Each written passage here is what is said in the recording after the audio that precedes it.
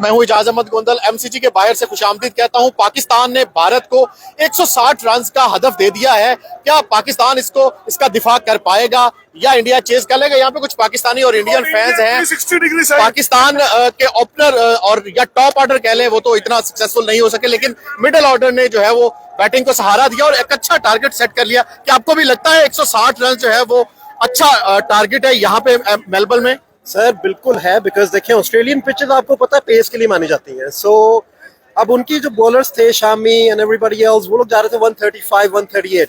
हमारी जो basic pace attack है वो 140 प्लस है, 145 प्लस है, तो वहां पे हमें एक एज हासिल है। Secondly 160 on this pitch I think very much defendable.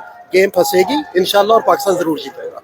आपको क्या लगता है, डिफेंड करेगा पाकिस्तान या इंडिया चेस कर लेगा आसानी से? अभी 140 जैसे हमारा दोस्त ने बोला, 140 का बॉल को जैसे उन्होंने 6 मारा, अभी 150 में आएगा तो 200 में जाएगा 6 के लिए। So it will be out of the ground, तो it will be a good contest definitely. It's India's game. लेकिन आपने देखा कि ओवरकास्ट की वजह से बॉल मूव भी हो रहा था। 130 और 140 जब स्विंग होगा तो बॉल तो नजर ही नहीं आएगा प्लेयर को। वो तो है, लेकिन बैट्समैन को भी देखना है। बैट पे आएगा तो लगेगा छक्का। जब रोहित, राहुल, विराट, सूर्या ऐसे बैट्समैन है, so you got to think Indian 360 degree player ऐसा बैट्समैन है, तो you got to think about that as well. You just Shaheen Afridi, Naseem Shah जब अटैक करेंगे तो क्या होगा? सर जाहिर सी बात है केएल राहुल 1-2 पे स्कोर पे आउट होंगे, Rohit Sharma back to pavilion, उसके बाद इस तरह विकेट्स गिरेंगी, फिर प्रेशर बढ़ेगा और फिर आप देखें क्या होता है, गेम फंसेगी। आप क्या कहते हैं? मैं कहता हूँ पटाखा चलेगा और पाकिस्तान जीतेगा। और अगर बात करें हारिस रऊफ ने छक्के लगाए, इंडिया जीतेगा। देखिए मिडिल ऑर्डर ने बहुत अच्छा परफॉर्म किया है। सारी दुनिया उनको वो क्रिटिसाइज कर रही थी कि नहीं बाबर और रिजवान ही बस है। नहीं, उन्होंने आज मैच में बचा के रख के दे दिया कि प्लेट के ऊपर के ये लो पकड़ो। अब किसकी बैटिंग ज्यादा अच्छी लगी? इफ्तिखार, शान? इफ्तिखार के 3 छक्के दिल खुश कर दिया उन्होंने। 4 छक्के 4। Iftikhar 6 was the best.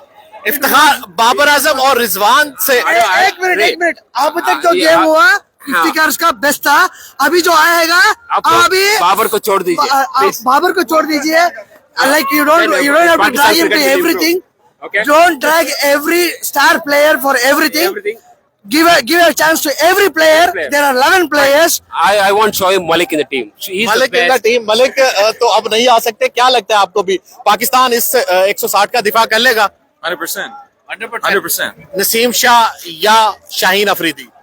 इंशाल्लाह नसीम शाह और शाहीन अफरीदी दोनों मिलके इंडिया का गेम बचा देंगे। इंडिया का गेम बचा देंगे। चले जी, यहाँ पे Win the match इंशाल्लाह। आसानी से जीतेंगे या?